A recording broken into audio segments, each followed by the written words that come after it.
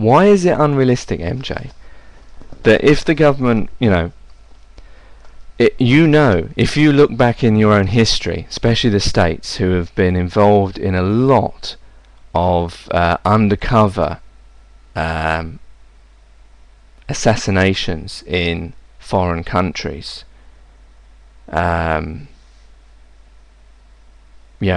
I think Egypt, wasn't it the states that killed off someone there and then had their puppet president established there? So it's not, these things have happened in the past.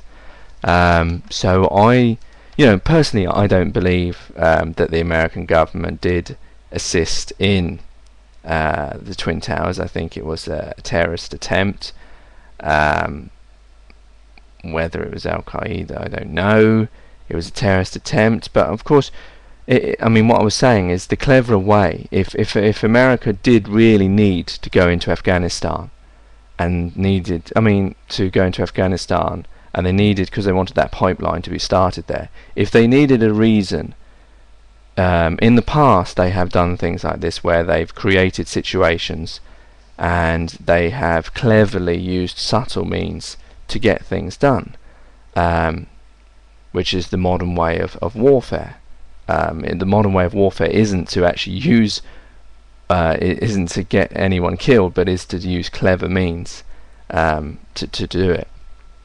I mean, in the past, America has often, like during the communist wars, where they used other countries like pawns to fight those wars against, which the Russians did as well.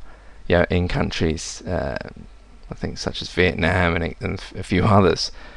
So this has been going on for a long time, and I think it's a clever idea that if they wanted to get into Afghanistan because they needed to for that pipeline for the oil, then they would need to create a situation, and the best way would be to ignore security measures and allow terrorists to be able to do what they did. And actually, when you actually look at the evidence, when you look at all the mistakes that the CIA and the FBI and the American government in general made and allowed, not allowed, but all the shortcomings that were in that report, it does actually lend itself to this idea that it was allowed to happen. Although I don't believe it was. I believe it was a terrorist attempt. But then I suppose you could look at the defense of that argument on what America did in Iraq. They misused, they lied about an idea that there were weapons of mass destruction, which the UN had not been able to find in 10 years. They misused UN agreements to be able to launch a war that was unjustified and illegal by even the UN standard. Even Kofi Annan afterwards being no good at all, said that it was an illegal war, and it was an illegal war. And the Americans, just because they needed to go in there, they needed to finish that pipe, they needed it, they got Afghanistan, they needed it to join to Iraq, and they just concocted a story of these weapons of mass destruction, and they abused international law by using that code, whatever, I can't remember what it was, that meant if Iraq were holding back, then they were allowed to go in because they believed there was a threat, even though the UN were there, and even Saddam Hussein at the very end was allowing them to go into his palaces and this, that and the other, and allowing planes to fly over, which is what the Americans argued, and he allowed them to do that, and then they still went in there. And even on the basis of regime change, which was another reason, after they didn't find weapons of mass destruction, the argument then came, the reason why the Americans and the British went into Iraq was also because of Saddam Hussein. But of course, then that becomes regime change, and regime change is illegal under international law. So therefore, to use that argument is also an infringement of international law. And they did commit regime change, because they went in there, they took Saddam Hussein out, and they had him executed, and that is regime change, is the same they did in Afghanistan, which is against international law. So, you know, I suppose there is cases for this stuff, though I don't believe that that the Twin Towers was. Well, it was certainly an American shortcoming in security, but I don't think it was. I think if America wanted to go into Afghanistan, they could create a situation without killing their own civilians and because if they get themselves, if it ever came out that they were ever involved in something like that, then that would cause, well, it wouldn't actually, because American politicians and British politicians and politicians around the world have, you know, done all sorts of things throughout history, and we've forgiven them and forgot about these things. You know, like Winston Churchill during the Second World War, he used mustard gas, which I believe was against the law, and is very, you know, is certainly something that is what you'd expect the enemy to do, not the goodies to do, as it were, and yet people forgave him for doing that. What is MJ saying? I've nothing.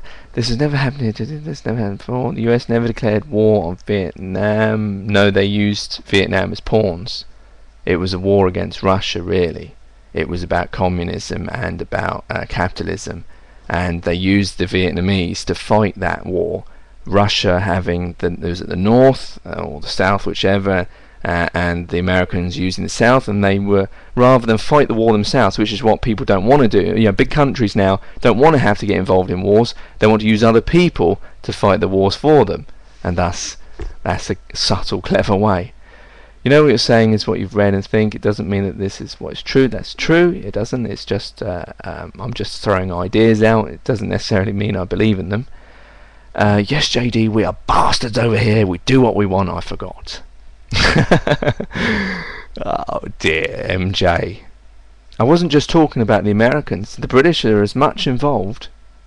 I mean, when President Bush lied to his people, you've also got to remember that Prime Minister Tony Blair also lied to us. So both Britain and America lied to its own civilians. These are the nations of the free, the nations of democracy, that lied to their own people about weapons of mass destruction. And we all know they lied because it's all come out afterwards, and now even some of them are claiming, yes, actually it wasn't quite true, or it was to those effect, and have tried to apologise for that. And yet we've got over it, which is really strange. And we think, you know, this is what really amazes you about humans, that we, you know, that's happened. You know, Tony Blair, he was a politician, he was elected by us, we're a democratic country as much as possibly can be, and yet he lied to us and led us into an illegal war, which a lot of people didn't agree with anyway. And yet then when someone else does something, we seem to forget about what's happened in the past, thinking that, oh no, this could never happen. No one would ever lie to their own people, especially not in the West. And yet, you know, it happened like 5 years ago. Have we forgotten these things? Same as like President Bush did the same thing. It just amazes you how humans seem to like to forget these things. Actually, Doctor Who made this point in a Sylvester McCoy episode that's got nothing to do with this, about how, you know, to try and get around the idea of why all these alien invasions, why humans seem to forget about them. But it does seem to be that you know, that we think that our politicians acceptable are uncorruptible, and yet we know that they are corrupt. Some have been corrupt, and so then yes, why wouldn't something else, you know, if someone can lie to their own nations and lead them into a war where people get killed, in a legal war that had no basis, that was based on lies, in the 21st century, well then they can do any bloody thing. We don't, you know, how do you ever know when they're telling the truth and when they're not? If that's, you know, we've seen that, we've lived through it, we know it's possible, it's been done in the 21st century, it's still happening, so how can you really ever really know that your politicians are doing what's best for you? And you can't. And that's really unfortunate, and that's the legacy that President Bush and Prime Minister Tony Blair, as they were, has given the Western world.